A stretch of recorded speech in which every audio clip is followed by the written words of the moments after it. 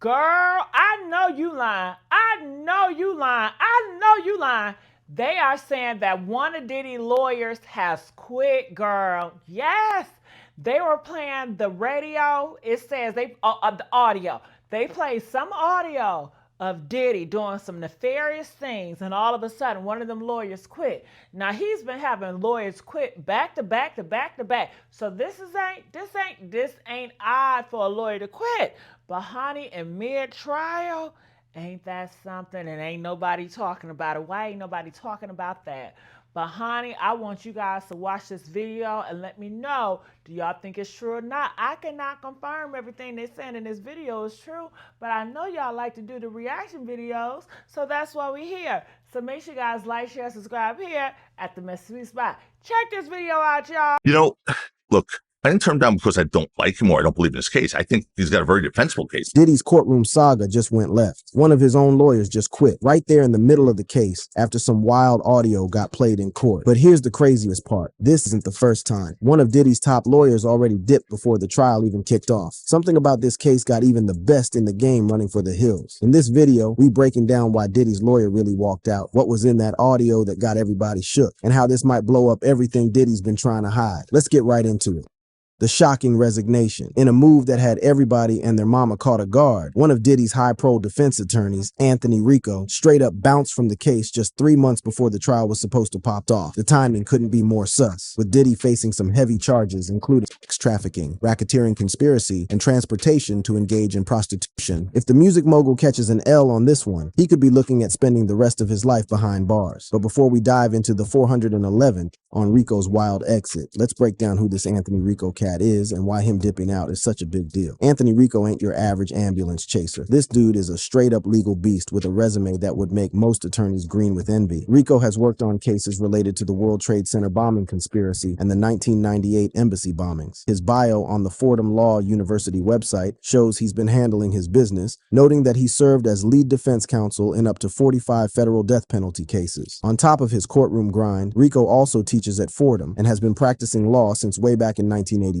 With his deep experience in high-stakes federal cases, Rico was like the secret weapon in Diddy's defense squad. He linked up with the team shortly after Diddy got locked up in September 2024, rolling in alongside another heavyweight attorney, Alexandra Shapiro. Shapiro had previously represented Sam Bankman-Fried, who, funny enough, was Diddy's neighbor in the detention center. These additions made Diddy's already stacked team, led by Mark Agnifilo and Tenny Garagos, even more formidable. But then, on February 21st, 2025, just a few months before Diddy was supposed to have his day in court in May, Rico dropped a bombshell and led a motion to bounce from the case. The way he worded it was mad cryptic but straight alarming. Check what he wrote. For the reasons set forth below, this motion for withdrawals is filed so that Sean Combs may move forward with his defense and to commence jury selection and trial without any delay. While the exact reason for Rico's exit is still on the low due to attorney-client privilege, the timing of his resignation and the way he worded his statement got everyone's imagination running wild. Some legal heads suggested there might have been beef about defense strategy, while others wondered if some new evidence had popped up that created an ethical no-no for Rico. Former federal prosecutor Nima Rahmani broke it down in an interview with Law and Crime. It is significant, and it's tough to know the reason why. It could be any number of possibilities. Sometimes it's when the lawyer hasn't been paid, but we know obviously Diddy doesn't have that problem. He's got plenty of money. It could be a disagreement regarding defense strategy. It could be a conflict. It could be a health issue. It really could be anything, and the paperwork doesn't identify it, nor should it. What makes this whole situation even more confusing is that Rico seemed to be all in on Diddy's defense right up until he bounced. People who were in the courtroom said Rico would be kicking it with Diddy, passing notes during hearings, and even giving the music mogul hugs. He regularly made sure the judge knew that Diddy's fam had traveled mad far to New York for his hearing, which suggested he was personally invested in the case. When asked about what might have caused Rico to dip, Rahmani ordered several possibilities. Potentially, it could be a conflict with the client, right? A disagreement. They just don't get along. The communication is poor. They don't agree on defense strategy. It could be a conflict with one of the other lawyers. Obviously, it seems like Agnifilo is the lead on this case, although Rico was certainly his 1B. He also threw out another interesting possibility. And then it could be a conflict with one of the victims themselves. Maybe maybe Rico consulted with them or even represented them in such a way that he has to get off the case. Even with Rico Ghost, Diddy's legal squad was still deep, with 5 attorneys still holding him down: Mark Agnifilo, Tenny Garagos, Alexandra Shapiro, Jason A. Driscoll, and Anna Esteval. According to Rico's paperwork, his exit wouldn't delay the case, and the government wasn't tripping about his motion to withdraw. Since Rico had already chopped it up with Mark Agnillo before laying the motion, everyone expected the judge would probably just sign O on his request to bounce. But the timing of Rico's exit raised mad questions, especially since it came just days after Diddy's defense team tried to get one of the charges against him thrown out. The charge they were trying to beat was transportation to engage in prostitution, which is the 3rd count in his indictment. Diddy's lawyers claim this charge should get tossed because it comes from a racist law,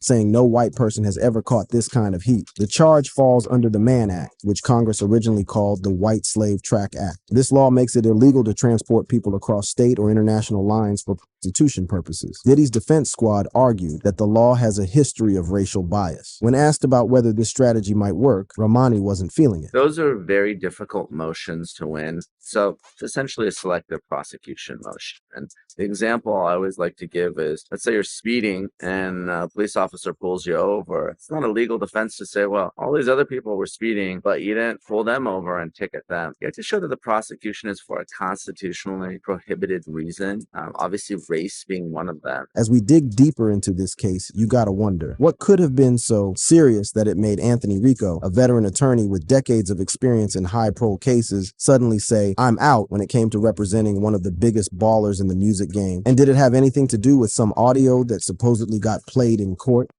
The mystery of the audio evidence. While everybody was busy speculating about why Anthony Rico suddenly dipped from Diddy's defense team, rumors started spreading like wildre about some connection between his exit and an audio recording supposedly played in court. The most damning audio-visual evidence in the case, that 2016 surveillance video showing Combs laying hands on his ex-girlfriend Cassie Ventura in a Los Angeles hotel, wasn't even played in court until May 2025, months after Rico had already dipped. This video, which included audio of Cassie calling security, reportedly had the whole courtroom silent when it nearly got shown during the trial. But this presentation happened long after Rico had already said, peace out. Rico joined Diddy's defense squad in September 2024, shortly after Diddy got locked up on federal charges. For about 5 months, he was grinding alongside other attorneys to prepare for the upcoming trial. During this time, several major developments went down in the case, including pre-trial hearings and talks about evidence. On October 10th, 2024, Judge Arun Subramanian set May 5th, 2025 as the trial date and addressed concerns about leaks by federal agents. Later, on December 18th, 2024, there was a quick hearing where prosecutors discussed evidence disclosure, but nobody mentioned any audio evidence. Then, on February 3rd, 2025, Diddy was supposed to show up in court, but the hearing got pushed back because he reportedly had to go to the hospital. Just a few weeks later, on February 21st, 2025, Rico led his motion to dip. The timing is interesting because it came shortly after Diddy's defense team had led that motion to toss the Mann Act charge, claiming racial bias. Some legal heads wondered if there might have been beef within the defense team about this strategy. Legal expert Joe Tacopina, who turned down the chance to represent Diddy himself, shared his thoughts on the case. Look, I didn't turn him down because I don't like him or I don't believe in his case. I think he's got a very defensible case. He broke down what he sees as the main issue. To me, this whole case boils down to an issue of consent, right? And as far as I know, I don't know all the evidence, but it's an issue of consent, right? Did they consent or did they not? I mean, was a gun put to someone's head, or did they want to do it because they were getting all the perks associated with being part of a Diddy party and being one of Diddy's entourage, right? Did he buy him a house or cars and stuff? He didn't have to buy anyone a car or a house. Tacopina's comments highlight what would become the central strategy of Diddy's defense squad, arguing that everything was consensual and that accusers might be trying to secure the bag. This seems to be the approach that Diddy's remaining attorneys ran with during the trial that started in May 2025. When asked why he passed on the case, Tacopina blamed scheduling conics rather than doubts about Diddy's innocence. So my turning it down was because I had Rocky's trial coming up. And a host of other things. So it's not about, I don't think he's innocent or I don't like him or anything like that. It's not that at all. It was just timing for me. It really was more about timing than anything. Interestingly, Tacopina also addressed rumors that his relationship with Jay-Z and Roc Nation influenced his decision not to take the case. Yeah, but that got taken way out of it. I do have a great relationship with Jay and Roc Nation. I represent a lot of them. I think that was, first of all, I know of no personal issue between Jay and Diddy. I have no personal knowledge of that. So someone, I think it was on the Breakfast Club, sort of extrapolated that, but that would have nothing to do with it. No one at Rock Nation ever told me not to represent him. So that I think was misconstrued and I'd probably taken out of context. While Tacopina's decision not to rep Diddy seems straightforward, the reasons behind Rico's exit remain much more mysterious. What we do know is that before he bounced, Rico had talked with lead counsel Mark Agnifilo, suggesting there was at least some coordination or discussion within the defense team about his departure. Without conrammed info about what made Rico bounce, several theories have popped up. One possibility is that there might have been ethical concerns or disagreements about defense strategy. Another theory suggests that the high-pro nature of the case, combined with all those civil lawsuits and crazy media attention, may have created headaches for the defense team. Some people have speculated that Rico might have reviewed evidence, including potential audio or video, that raised red flags, but this would have happened outside of public court proceedings and remains purely speculation. What about other audio evidence that might have been relevant to the case? There was a rumored audio leak involving Diddy and Meek Mill that surfaced in 2023, but this got debunked as a fake joke and unrelated to the legal proceedings. No legit reports confirm any authentic case-relevant audio being played in court or disclosed to the defense team before February 21st, 2025. What we do know is that Rico's resignation had social media buzzing, with posts on X and Reddit describing it as dramatic and mysterious. Some people thought new evidence or internal beef prompted the move, but no varied reports confirmed these theories. The lack of details only fueled public curiosity, especially given how big this case is. As the case moved toward trial without Rico, Diddy's legal troubles kept piling up. He faced multiple civil lawsuits alleging sexual assault and abuse, which he dismissed as people trying to secure the bag. The trial, expected to last 8-10 weeks, has attracted celebrities, journalists, and rubberneckers, creating a wild courtroom atmosphere at times. By May 2025, when the trial finally kicked off, the defense strategy appeared to argue that Diddy's actions reacted a consensual swinger lifestyle, not criminal behavior, while prosecutors emphasized a pattern of coercion and violence. This aligns with the approach that Tacopina had suggested earlier, focusing on consent as the main issue in the case. As the RST day of testimony went down on May 12, 2025, the prosecution brought out their star witness, a former security guard who had responded to the incident caught on surveillance video in 2016. According to his testimony, also testified that he witnessed Combs assault Cassie in their home and that he feared for his own life, but eventually befriended Cassie. Now, the person to testify before him was the hotel security guard who responded to the incident caught on surveillance video in that Los Angeles hotel back in 2016 when Diddy was caught on video assaulting Cassie. And he testified that Diddy threw a sack of money at him in their hotel room afterwards to keep quiet. his testimony, along with the surveillance video, has become central to the prosecution's case, even without Rico in the picture. The video, which leaked in May 2024, shows Diddy putting hands on Cassie Ventura in a hotel hallway, an incident that he later publicly apologized for. The judge allowed the video as evidence, saying there was no unfair prejudice to Mr. Combs, despite the defense team trying to block it by claiming CNN had manipulated the footage. As the trial continues to unfold, Anthony Rico's absence from the defense team remains a significant subplot in this high-profile case. Whether his exit was related to audio evidence, ethical concerns, strategic disagreements, or something else entirely, it marks a major moment in the legal proceedings against one of the music industry's biggest ballers. The trial unfolds and implications. As Sean Diddy Combs' federal trial popped off in May 2025, Anthony Rico's absence from the defense squad was just one of many dramatic elements in what's become one of the most high-pro legal beefs in the entertainment world. The trial, going down at the Daniel Patrick Moynihan Courthouse in Lower Manhattan, has attracted mad media attention and public interest, with the proceedings expected to run for about 8 weeks. Every development has been analyzed by legal experts and the public alike. The jury selection process, which started on May 5th, 2025, was thorough and complex. Potential jurors had to out detailed questionnaires about their knowledge of the case, media exposure, personal experiences with sexual assault or domestic violence, views on law enforcement, opinions on hip-hop artists, and attitudes towards sex, drugs, violence, and multiple sexual partners. This deep vetting was necessary given how famous the case is and the sensitive allegations involved. By May 12, 2025, a jury consisting of 12 main jurors and 6 alternates had been locked in, 12 men and 6 women. The trial could then move forward with opening statements and the RST witnesses. The defense team, now led by Mark Agnifilo and including attorneys Tenny Giragos, Brian Steele, and others, adopted a strategy focusing on consent as the main issue. As Joe Tacopina had suggested earlier, the defense tried to portray the alleged victims as willing participants who benefited from their association with Diddy. Fox 5 reporter Michelle Ross, covering the trial's RST day, described some of the wild testimony presented. The latest witness to take the stand today is a man named Daniel Phillips, and he was a male strip show manager. He would manage male strippers who would perform for things like bachelorette parties. But he said that he was paid to have sex with Cassie Ventura back in 2013 in a New York City hotel while Sean Diddy Combs allegedly sat in the corner, watched, and masturbated. The testimony continued with increasingly graphic details. This morning, his family entered the courthouse rather, while leaving a black van. This includes his children, his sons, and also his twin daughters. His family has heard graphic allegations of the alleged sexual encounters, and his daughters walked out during that testimony. These details align with what prosecutors have called freak-offs, encounters that the prosecution claims involve coercion and exploitation, while the defense maintains they were consensual adult activities. The prosecution's case has heavily relied on the testimony of people like Phillips and Israel Flores, a former security guard at the Intercontinental Hotel in Los Angeles who responded to the 2016 incident caught on surveillance video. According to Ross, Phillips, the second witness of the day, said he was told by his boss that he was going to perform at a bachelorette party at the Gramercy Park Hotel, but when he arrived, he saw Cassie in red lingerie and a red wig. He testified she said that they would rub baby oil on each other and would see where things would go from there while her husband was there.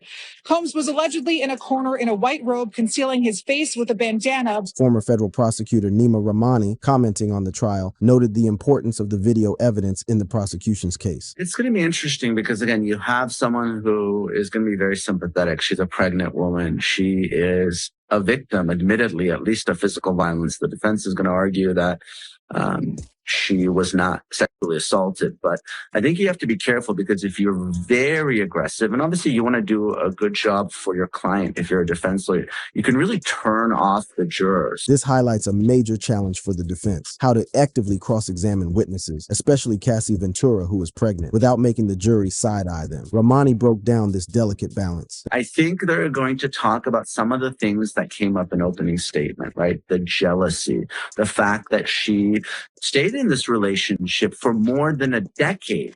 I mean, these are all the questions that the jurors are going to have. That's why the prosecution is going to try to bring in an expert witness that's going to talk about the psychology of an abuse victim, why someone might stay in a relationship, even though they're being physically and sexually abused. The main question in this trial revolves around force, fraud, or coercion, elements needed to prove sex trafficking. Rahmani explained. Was talking about the baby oil, and it came up during Garagos' opening statement. She said there's nothing illegal about, having a lot of baby oil. But baby oil is important to the allegations in the case because you saw Philip come and testify that Combs wanted Cassie covered in baby oil when he was filming them having sex. He would assault her and Philip would become uncomfortable and grab her by the hair. He continued. So we're really seeing what the government is saying with respect to the force element. Yeah, this case isn't about baby oil, but it's about Combs's manipulation and forcing Cassie Ventura to have sex under his terms, which included a lot of baby oil, allegedly. These freak-offs, central to both the prosecution and defense narratives, have been described very differently by each side. The prosecution has presented them as exploitative scenarios where victims were coerced, often under the influence of drugs like ecstasy, cocaine, and GHB. In contrast, the defense has portrayed them as consensual adult activities that, while unconventional, weren't criminal. One notable development in the case was Diddy reportedly turning down a plea deal. On May 1st, 2025, it was reported that Diddy had rejected a plea offer from prosecutors, choosing instead to go to trial. While the details of this offer weren't disclosed, the decision to reject it suggests condensed in the defense's case, or perhaps a refusal to admit to any wrongdoing. Beyond the criminal trial, Diddy is facing a crazy number of civil lawsuits, over 63 at last count, alleging various forms of sexual assault, harassment, and abuse. These lawsuits span decades, with allegations dating back to the 1970s and continuing through 2023. The sheer volume of accusations has created a challenging backdrop for the criminal trial, even though these civil cases are technically separate legal matters. Legal expert Nima Rahmani addressed the growing number of accusers in his commentary. I do. This is a case that's going to be aggressive. It's going to be about cross-examination, and I think Cassie may take the stand as early as tomorrow, and there are going to be fireworks. I think one important takeaway, too, is we didn't know if victim number 3 would show up or testify. At least in their opening statement, the prosecution talked about a victim 3. So, obviously, if you're trying this case, you want more victims to tell the same story. So if indeed victim 3 shows up, I think that helps the government's case. The importance of having multiple victims tell similar stories can't be overstated in a case that mostly hinges on credibility. The prosecution's ability to establish a pattern of behavior through multiple witnesses strengthens their argument that Diddy ran a criminal enterprise involving the exploitation of women. As for what this trial means, it goes way beyond Diddy himself. The case has been described as a potential reckoning for the music industry, shining a light on long-rumored abusive practices and power dynamic. When asked if this trial represents such a reckoning, supporter of the alleged victims, Jaguar Wright, responded, "Is this a reckoning for the music industry?" "Oh, it needs to be.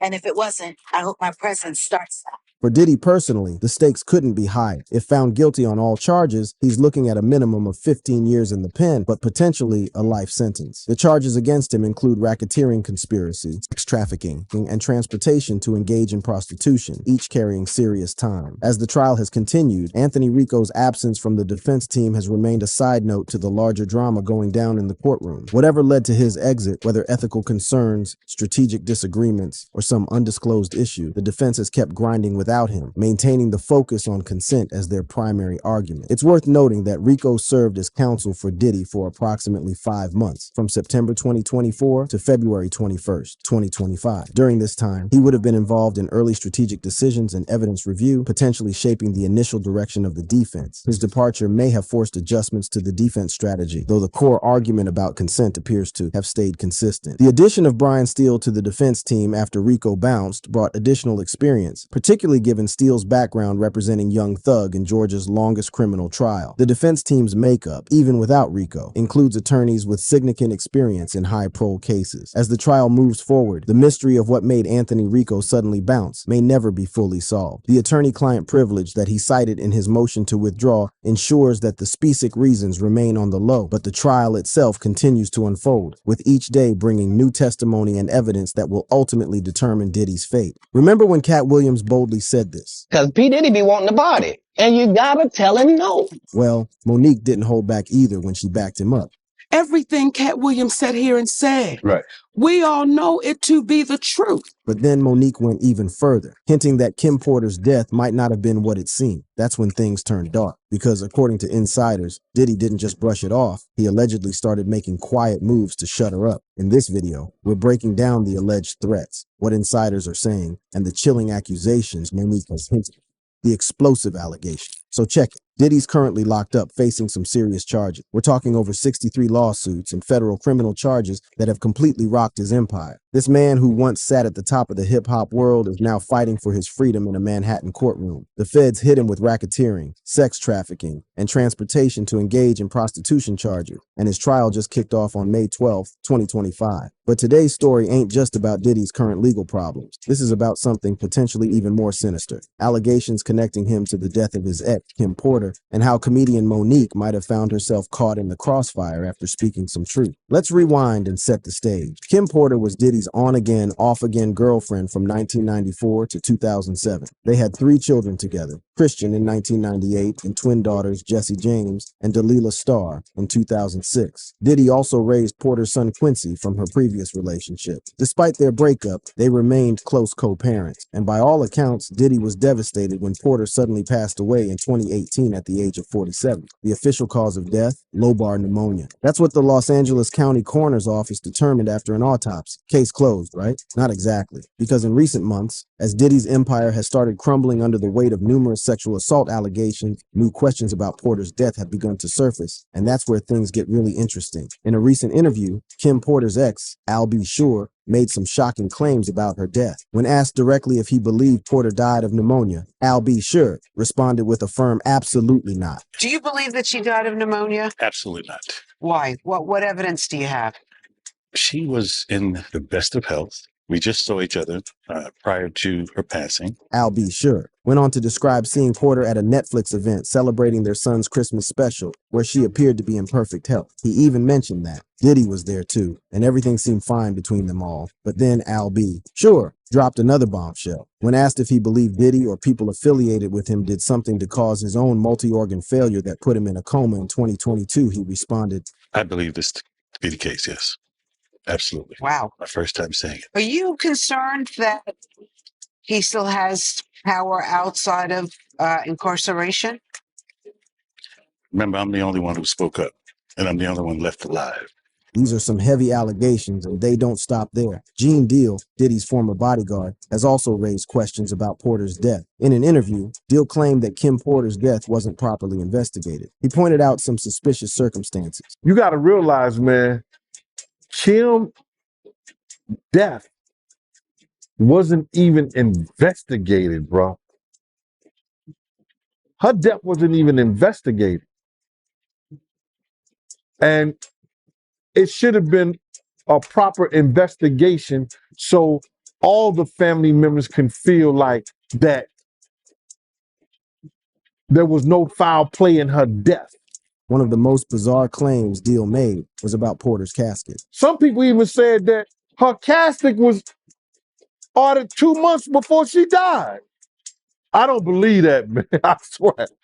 I'm not no conspiracy theorist or none of that. But I heard, did you hear something like that, man? That her casket, how you order a gold casket 2 months before somebody died, man? Now, it's important to note that official autopsy reports did show that Porter had been suffering from flu-like symptoms for several days before her death. She had a fever of 102 degrees and had been prescribed antibiotics. The report also noted no evidence of foul play and classified her death as natural. And Porter's own children have denounced these conspiracy theories as simply untrue and hurtful, emphasizing the pain such rumors cause their family. This public denial from her children aligns with the official classification of her death as natural. But here's where Monique enters the picture, and where our story takes another wild turn. Monique, a comedian and Oscar-winning actress, has been known for speaking her mind, even when it means going against powerful figures in the entertainment industry. She's had long-standing feuds with Tyler Perry, Oprah Winfrey, and others in Hollywood. But recently, she's been turning her attention to Diddy. In April 2024, during a comedy show in Louisville, Kentucky, Monique made some jokes about T.D. Jakes and Tyler Perry, linking them to the ongoing Diddy scandal. This wasn't random. T.D. Jakes was mentioned in a lawsuit filed against Diddy by Rodney Lil Rod Jones in February 2024, with Jones claiming to have irrefutable evidence of Diddy detailing how he planned to leverage his relationship with Jakes to soften the impact on his public image of Cassie Ventura's lawsuit. Monique has also been very supportive of fellow comedian Cat Williams, who has been outspoken about Diddy for years. In January 2024, during an interview on the Club Shay Shay podcast, Williams predicted that all these big deviants are catching hell in 2024.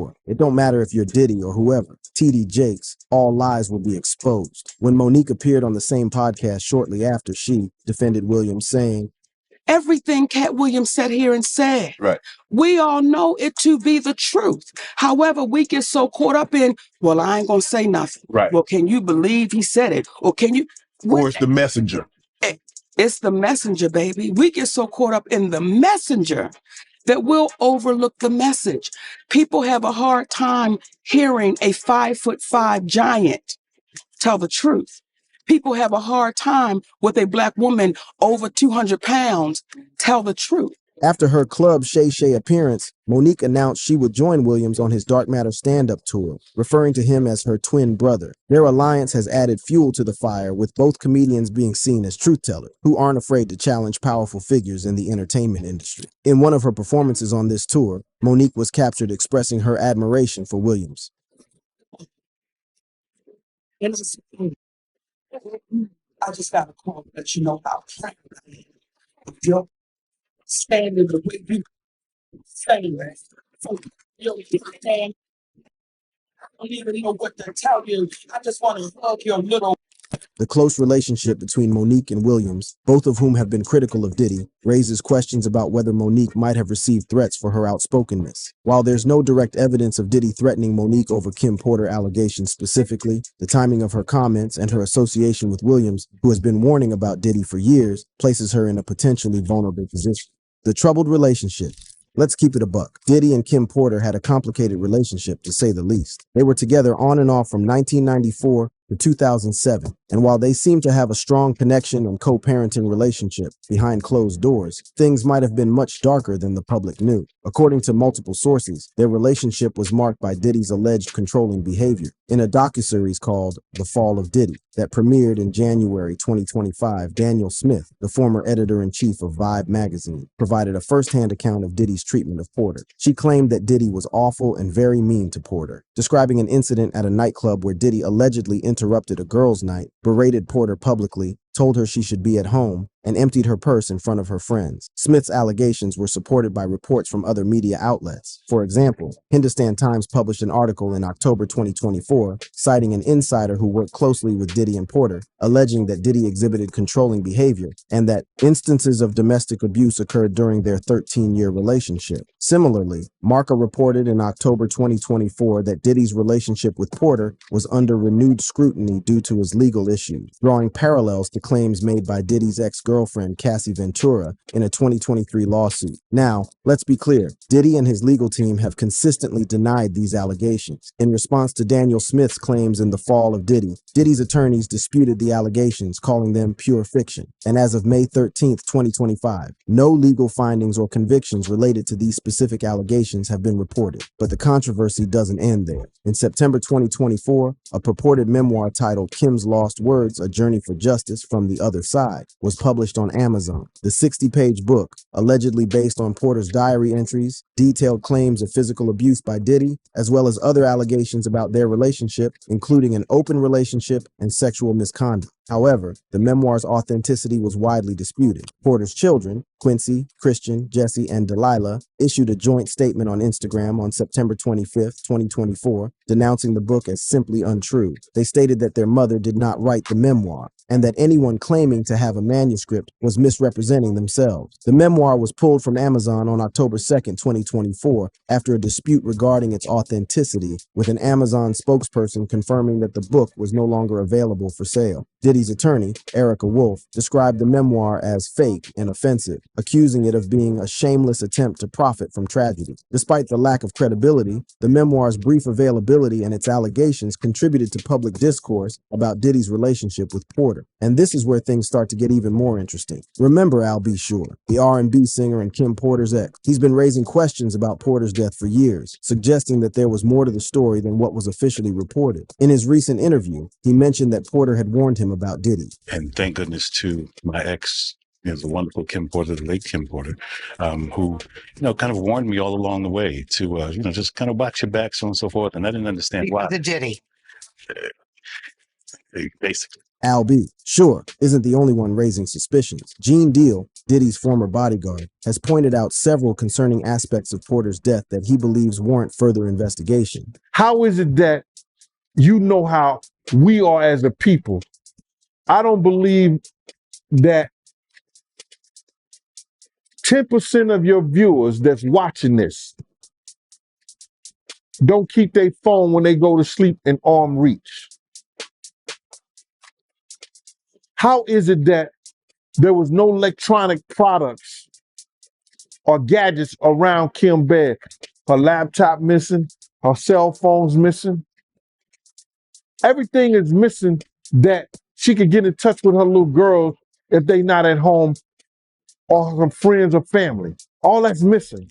Deal also questioned why the detectives didn't personally examine Porter's body. How is it that, and this is her say, that the detectives did not even view the body in the bed where she died at? That the coroner had already removed her, pronounced her dead, and told the detectives that it was no foul play. And if that is true, as I've heard it, and we read certain things on the internet about it, that case need to be reopened. Another strange detail Deal mentioned was that Porter received a massage shortly before her death, despite reportedly having pneumonia. We know that Kim, and it's in the this is in the documentation. Shout out to paperwork. At the paperwork part, I gotta shout him out, man, because he looked in the paperwork and it said Kim received a massage for about an hour when she's supposed to have full-blown pneumonia. Who gives somebody a massage when they got pneumonia? And do we know whether she used that baby oil or not for that massage? It makes you say, that's a big man. Now, it's important to note that the autopsy report does confirm that Porter received a massage on November 14th, 2018, the day before her death. The report also documented her declining health, noting that she had been experiencing flu-like symptoms for about 4 days, including a fever of 102 degrees. Medical tests for flu and strep throat were negative, and she had been prescribed antibiotics and received IV fluids with vitamins. But what makes all of this even more intriguing is how it connects to Diddy's current legal troubles. Diddy was arrested on September 16, 2024, on charges of sex trafficking and racketeering. He's currently detained at Brooklyn's Metropolitan Detention Center awaiting trial, which began on May 12, 2025. These charges have amplified public and media scrutiny of his past relationships, including with Porter. The 2023 lawsuit filed by Cassie Ventura, which alleged sexual abuse and other misconduct, prompted speculation about whether similar behavior occurred in Diddy's relationship with Porter. While the Ventura case was settled out of court, it fueled public interest in Porter's experiences. And this brings us back to Monique. Why would Diddy potentially feel threatened by Monique speaking out about Kim Porter? Well, Monique has a reputation for being outspoken and unafraid to challenge powerful figures in the entertainment industry. Her support of Cat Williams, who has been predicting Diddy's downfall for years, puts her in a position to amplify these allegations and bring them to a wider audience. But there's more to the story than just Monique's outspokenness. There's an interesting connection between Monique and another figure in this saga, Monique Bunn, a hip-hop photographer who had her own troubled history with Diddy. According to Rolling Stone, Monique Bunn was a photographer close to Notorious Big and other bad boy artists. She sued Diddy in 2000 for withholding a set of Biggie photos, which she won. Following this, Bunn claimed her professional opportunities diminished, alleging Diddy called the Fader magazine to pull advertising if they worked with her, suggesting a form of blackballing. While Monique and Monique Bunn are different people, the similarity in their names and their both having conflicts with Diddy creates an interesting parallel. Could Monique's support of Cat Williams and her jokes about T.D. Jakes, who was mentioned in a lawsuit against Diddy, have put her on Diddy's radar? There's another angle to consider here. Monique has been very vocal about being blackballed in Hollywood after her Oscar win for Precious in 2009. She's blamed Tyler Perry, Oprah Winfrey, and Lee Daniels for limiting her career opportunities. In February 2024, during her appearance on the Club Shay Shay podcast, Monique claimed to possess a recording of Perry confessing to starting rumors she was difficult to work with. This experience of being allegedly blackballed and silenced by powerful industry figures might make Monique particularly sensitive to similar patterns of behavior in Diddy's orbit. And given her platform and willingness to speak truth to power, she could be seen as a potential threat to Diddy's already fragile public image. But here's where things get really interesting. While there hasn't been any direct evidence of Diddy threatening Monique specifically over Kim Porter allegation, there are reports of Diddy attempting to influence witnesses and control the narrative from behind bars. According to court filings from November 2024, federal prosecutors have accused Diddy of breaking Metropolitan Detention Center regulations by using other inmates' telephone accounts to make calls, allegedly to evade monitoring and contact individuals not on his approved contact list. These calls included three-way arrangements to reach associates considered part of his alleged criminal enterprise, potentially to influence witnesses or victims who could provide testimony against him. Prosecutors further alleged that Diddy orchestrated social media strategies from jail to sway public opinion and the potential jury pool. These actions are described as relentless efforts to obstruct justice, with prosecutors noting Diddy's uncanny ability to get employees, family members, and inmates to do his bidding. If Diddy is willing to go to such lengths to control the narrative from behind bars, it's not a stretch to imagine that he might view Monique's outspokenness as a threat, especially if she continues to support figures like Cat Williams, who have been calling him out for years. The power struggle. First things first, let's talk about power. In the entertainment industry, power isn't just about money or fame. It's about influence, connections, and the ability to make or break careers. And for decades, Sean Diddy Combs has been one of the most powerful figures in hip hop and beyond. But power can be used and abused. And if the allegations against Diddy are true, he's been abusing his power for a very long time. The over 63 civil lawsuits and federal criminal charges that Diddy is currently facing paint a picture of a man who allegedly used his position to exploit, manipulate, and silence others. One of the most disturbing aspects of these lawsuits is that many of them involve allegations of drugging and sexual assault at events like Diddy's white parties in the Hamptons. Some accusers allege they were filmed without consent and threatened into silence. For instance, a lawsuit filed on October 14, 2024 claimed a 16-year-old was assaulted in 1998. But what does all this have to do with Monique? Well, to understand that, we need to look at Monique's own history of challenging powerful figures in the entertainment industry. After winning an Oscar for her role in Precious in 2009, Monique claimed she was blackballed from Hollywood because she refused to participate in unpaid promotional activities for the film, particularly at the Cannes Film Festival. In a 2023 interview with Vanity Fair, she explained, "I'm doing a talk show. I'm doing a comedy tour. I have a husband and I have babies. I have a little bit of downtime and I'm going to take advantage of it, so I'm not going anywhere because I'm not obligated to go anywhere. I've done my part." This refusal led to tensions with the film's producers, Tyler Perry and Oprah Winfrey, who allegedly labeled her difficult to work with. Monique has been very vocal about this experience, claiming it significantly limited her career opportunities. In 2018, Monique released a secretly recorded conversation with Tyler Perry, in which Perry admitted that the difficult to work with label was unfair and that Monique should have been paid for overseas promotion of Precious. The transcript includes Perry stating, "This is Tyler Perry talking. I'm going to call and find out what money is coming in from Precious, and I'm going to send that to you." Though Monique claims this payment never materialized, Monique's willingness to expose powerful figures in the entertainment industry, even at the cost of her own career opportunities, makes her a potential threat to someone like Diddy, who has allegedly gone to great lengths to silence those who might speak out against him. But the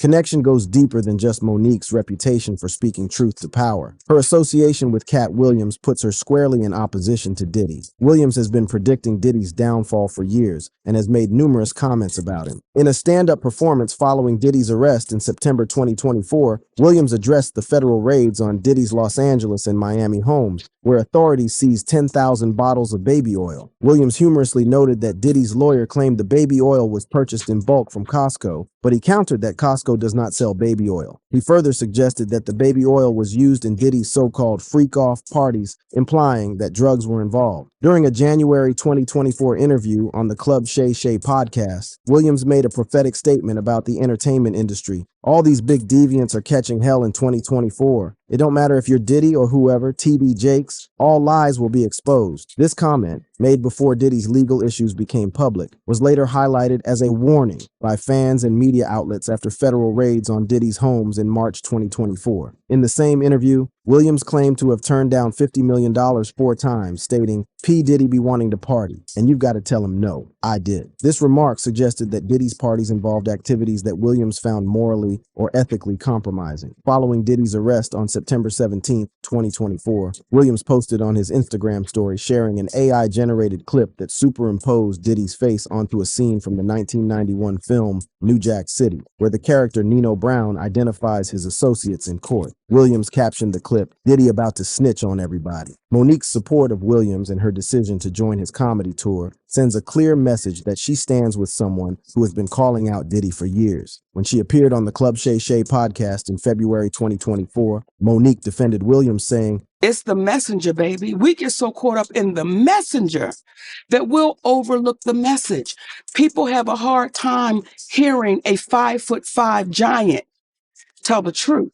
People have a hard time with a black woman over 200 pounds tell the truth. This statement is telling. Monique is aligning herself with Williams as a truth teller, someone who isn't afraid to speak up against powerful figures in the entertainment industry. And in doing so, she's potentially putting herself in the line of fire. But even more concerning is the fact that Monique's jokes have explicitly connected TD Jakes to Diddy. Remember, TD Jakes was mentioned in a lawsuit filed against Diddy by Rodney Lil Rod Jones in February 2024. The lawsuit accused Diddy and associates of participating in a sex trafficking venture and included allegations of sexual harassment and assault. While Jakes is not a defendant in the lawsuit, the mention of his name in connection with Diddy has raised eyebrows. During a performance on April 12, 2024 in Louisville, Kentucky, Monique made explicit jokes about Jakes' December 2023 sermon. In the sermon, Jake spoke about coming out of the closet, quit keeping a secret, and let the world know if it had not been for the Lord that was on my side, I would have been swallowed up. Have you ever been swallowed up? Monique interpreted this out of context, responding with sexually explicit jokes that connected Jake to the Diddy scandal. Given Diddy's alleged history of trying to control the narrative and silence those who speak out against him, it's not hard to imagine that Monique's jokes and her association with Williams might have put her on his radar. And here's where things get even more concerning. As we mentioned earlier, federal prosecutors have accused Diddy of using other inmates' telephone accounts to make unauthorized calls from jail. allegedly to evade monitoring and contact individuals not on his approved contact list. These calls included three-way arrangements to reach associates considered part of his alleged criminal enterprise, potentially to influence witnesses or victims who could provide testimony against him. If these allegations are true, it suggests that even from behind bars, Diddy is attempting to maintain his power and influence, and that raises serious questions about the safety of those who speak out against him, including figures like Monique. Now, let's be clear, while there are reasons to believe that Monique might be at risk of threats from Diddy or his associates due to her outspokenness and her connection to Williams, we don't have direct evidence of specific threats being made. This part of the story is still unfolding, and we'll need to wait for more information to emerge. But what we do know is that Monique has been fearless in her criticism of powerful figures in the entertainment industry, even when it has cost her career opportunities. And Cat Williams, her ally in this battle, has been even more explicit in his criticism of Diddy. It's also worth noting that Al B. Sure, who has been raising questions about Kim Porter's death for years, mentioned in his recent interview that he has increased his security due to concerns about his safety.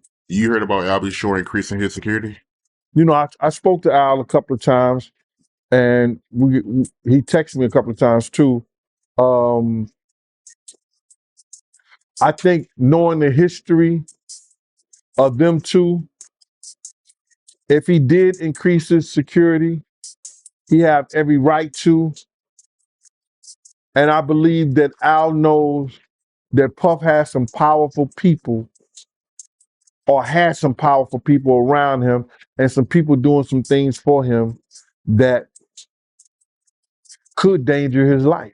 Gene Deal, Diddy's former bodyguard, expressed support for Al B. Sure. I don't think nobody would be paying for some security if they didn't think their life was in danger. So I could see Al doing that.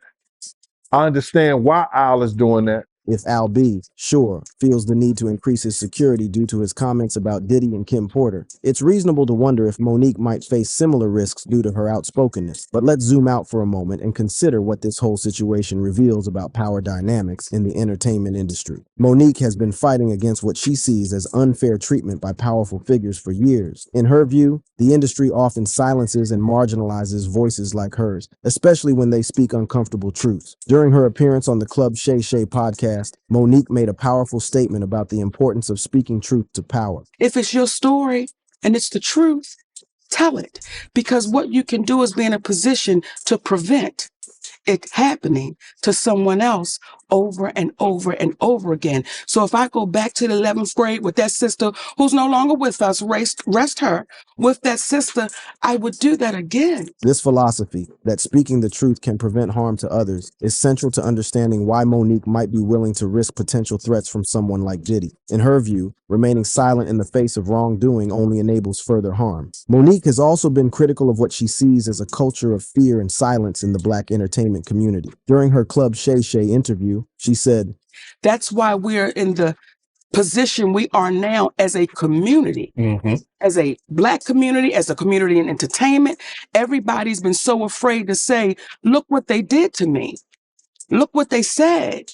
And it's like, oh, well, listen now, we don't want to ruffle no feathers, especially if the messenger doesn't fit what people should think the messenger is supposed to look like. This culture of fear and silence is what allows powerful figures like Diddy to allegedly abuse their position for so long without consequences. The over 63 lawsuits against Diddy, many of which involve allegations of sexual assault and abuse, that suggests a pattern of behavior that was enabled, at least in part, by a system that protected the powerful at the expense of the vulnerable. And that's where Monique's story intersects with the larger Diddy scandal. Both involve allegations of powerful figures using their influence to silence and control others. Both involve challenges to a system that often values power and connections over truth and accountability. Now, as Diddy's trial unfolds, the truth about his alleged crimes may finally come to light. The federal trial, which began on May 12, 2025, focuses on charges that could lead to life imprisonment if convicted. The jury selection has been completed, and opening statements have already highlighted the prosecution's claim of Diddy as a predator using fame and violence, countered by the defense describing his lifestyle as consensual, swinger behavior. Witnesses, including a Los Angeles police officer and a male review manager, have testified about incidents like the 2016 assault on Cassie Ventura, with more expected in the coming weeks.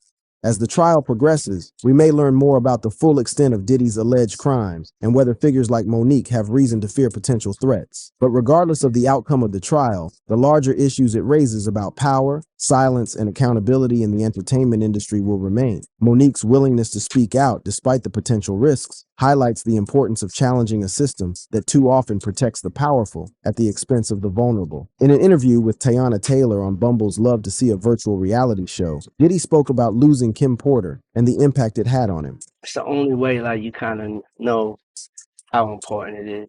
So all the heartache that anybody's ever been through, you know, all of the loss that people have gone through, that's the thing that really makes you appreciate the times that you actually felt that and actually received that love. You know, when you lose that unconditional love, that's the one that has you respect, put some respect on love's name. There's a certain irony in these words, given the allegations that have surfaced about Diddy's treatment of Porter during their relationship. If the allegations are true, it suggests a man who didn't fully appreciate what he had until it was gone, and who may have contributed to the heartache and loss he speaks of. And that brings us back to Monique. In standing up against powerful figures like Diddy, she's fighting for a world where love and respect aren't just words to be used in interviews, but principles to be lived by, even by those with power and influence. So is Monique at risk of threats from Diddy over her comments about him and her support of Cat Williams? Based on the evidence we have, it's certainly possible. But what's clear is that Monique is unlikely to be silenced regardless of the risks. As she said during her Club Shay Shay interview, So when you get to a space where you say, listen, I want to be free. I want to be free. I don't want to walk around intimidated, scared, fearful. What might happen? What they going to say? What they going to do? If it's your story and it's the truth, tell it. this is a philosophy that challenges the very power dynamics that have allegedly allowed figures like Diddy to operate with impunity for so long. And in that sense, whether or not there are specific threats against Monique, her very existence as an outspoken, truth-telling voice represents a threat to a system that relies on silence and fear to maintain its power structures. As Diddy's trial continues and more information comes to light, we'll be watching closely to see how this story unfolds. But one thing is clear: the days of powerful figures operating with impunity in the entertainment industry may be coming to an end, thanks in part to brave voices like Monique and Cat Williams who refuse to be silenced. That brings us to the end of this video. For more interesting videos like this, click on the cards on your screen.